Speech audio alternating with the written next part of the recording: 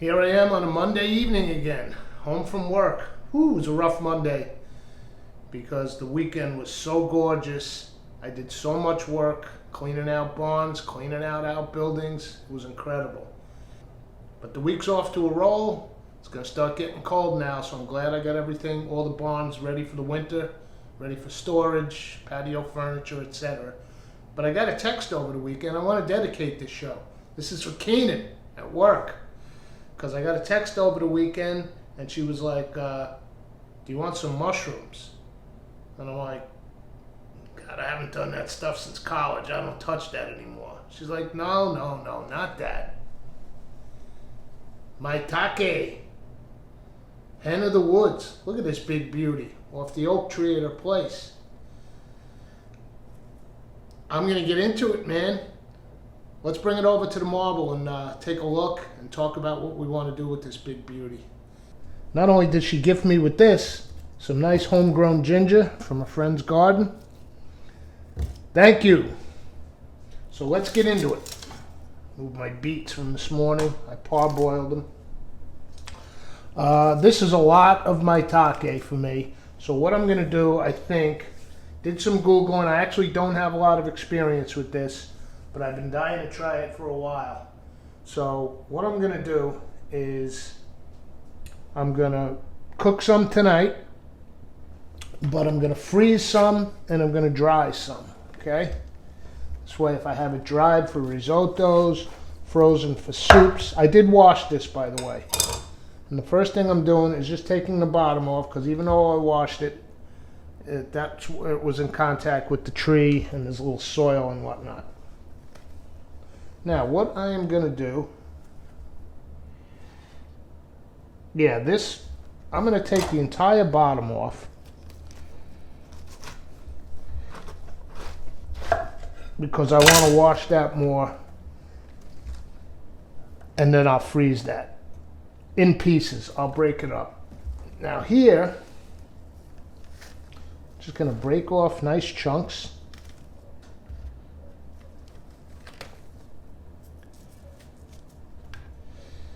And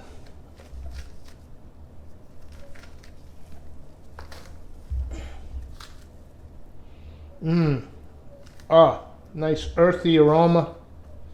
This is fantastic. Okay, some of that'll get dried in the Breville. I've got it on slow cook, low right now. I'll put that in overnight probably. So there we go. I'm going to get the Dutch oven out, and let's talk about how we want to cook this. Come on, let's do it. Come on, let's do it. All right, let's get going on this. I got about 25 ounces of these, just broken up. And then I put a bunch in this paper bag in the fridge. So I don't think I'm going to freeze any. Maybe I will, but I've got a nice big tray. That bag in the fridge is good for a few days. But I've got a bunch in the Breville drying. So what I'm going to do is I'm going to try this two ways. I'm going to do a little cook in a little butter with some sage and garlic in the Dutch oven. And then I'm just going to season this and with some Japanese spice. And I'm going to do this on the flat griddle with a little toasted sesame oil and maybe some soy sauce.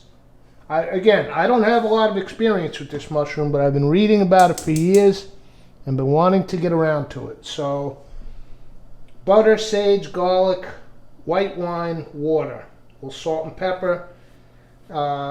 Maybe we'll splash a little vinegar at the end. So let's move on over to the stove and start getting this butter going. All right, pot's getting warmed up. Let's go in with this, about 6 tablespoons of butter. May seem like a lot, but I've got 25 ounces of mushrooms here. Now, let me get the flat top heated up also.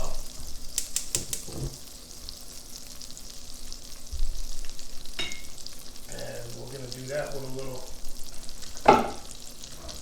toasted sesame oil.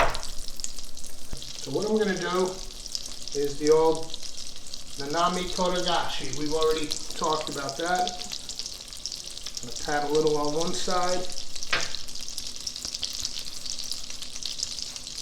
I'll do the other side over here at the board so I don't make a mess on the floor.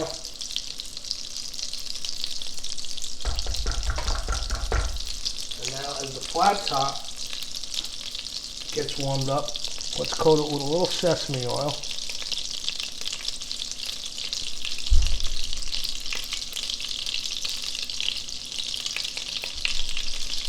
Now I'm going for like a brown butter kind of deal, but I don't want to burn it. So let's turn the heat off now.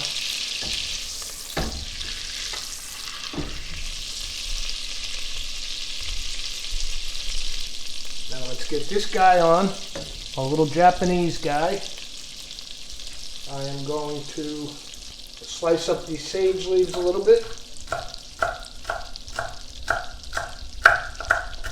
Get those in the butter. Oh, brown butter and sage.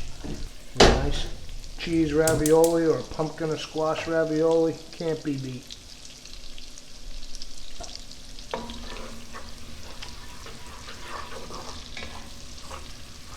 Okay.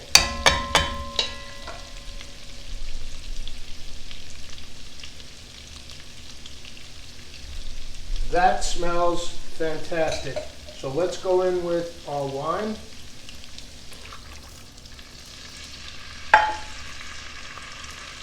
The water. Crack in a little pepper. A pinch of salt. And let's drop these beauties in.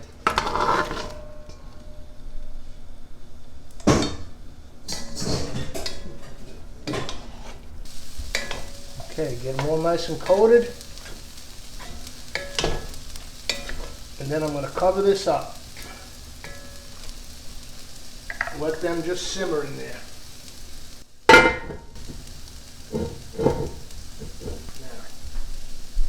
let's see how our steak is doing over here. Take a little soy.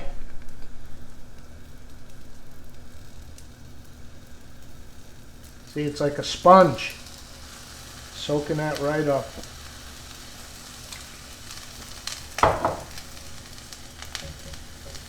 Oh, I have some miso in the fridge. That's another way I'm going to do one of these steaks. I'm going to play with these all week. Maybe I'll broil them with some miso on top.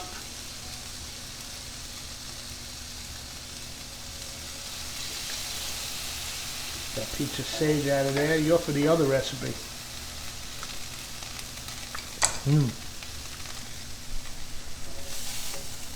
Alright, I'm going to let these cook. This one's got about 15-20. Just going to let this one simmer down, and I'll be back in a few. Okay, I did a little QC on this. I nicked a little piece off and tasted it. It's phenomenal. I'm going with a little rice vinegar.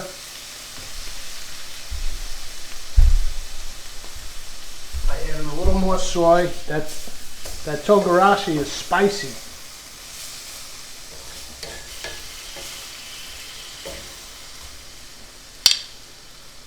And rice wine vinegar.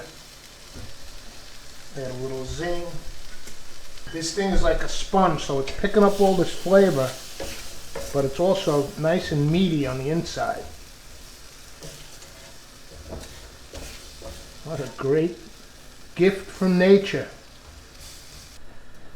Alright, I think we can take this one off and give it a try while the other one's cooking. I'll give those, well, let's take a look. Give them a stir. Oh, they're getting nice and tender. Got butter in there. Now they gave off their liquid.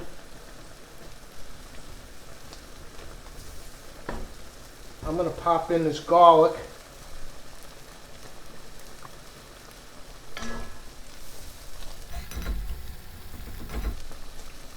Let those keep doing their thing. Alright, let's pull this guy and give it a, see what we've got here. All right, I get it. Not the most visually appealing thing in the world. Let's see what we've got. Oh, man. That's like a steak. Fantastic.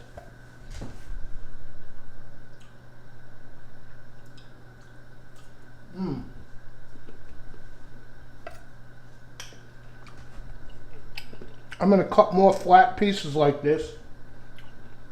I have it over there, clean them up, dry them, probably freeze them. You could do these like a chicken cutlet. This is why they call it chicken of the woods. Bread them, fry them. All right, I don't want to eat too much of this because I'm looking forward to the brown butter and sage. Okay, here's how I'm going to finish this dish. A little more fresh sage. I've told you that before with the herbs. You like to cook some in the beginning and put some fresh at the end. You get that juxtaposition of flavors. And then I'm going to finish with a little splash of fresh lemon juice. You know, I like that acid on the top.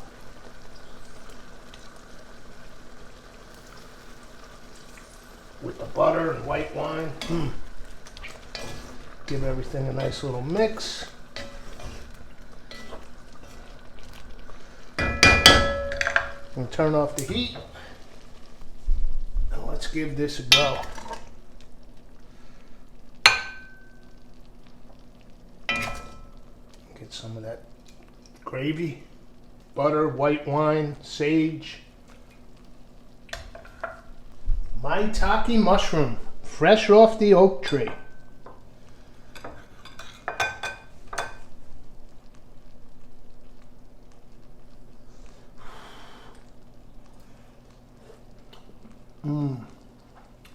Oh man.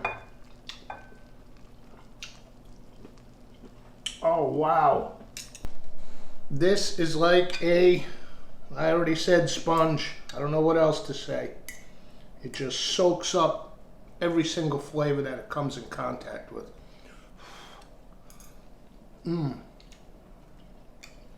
But holds its texture. Chewy, soft. And then there's the health promoting benefits. Maitake. Hen of the woods, chicken of the woods. We'll see you for the next episode. Come on, let's do it. That was all shot last Monday. It's now Saturday evening. I love this mushroom, man. And I've been Googling recipes. I got one that I found. Shout out. I'll put the link in the description. I can't remember right now, but I found one roasted with seaweed, wakame seaweed, and butter. It just looks amazing. So I'll post the link for that one so the person gets credit. But brown butter and sage was phenomenal. The Japanese little steak was phenomenal. And what I did was I got plenty more.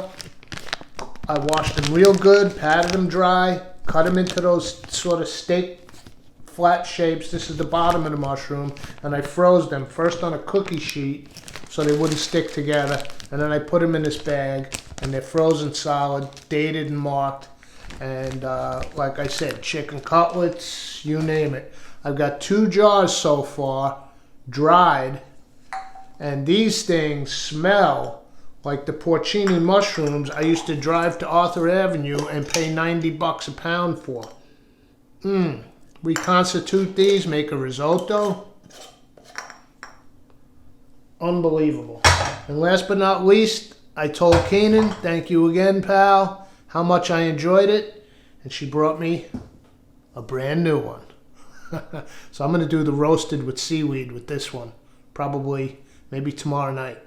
Anyway, maitake mushroom. Unbelievable.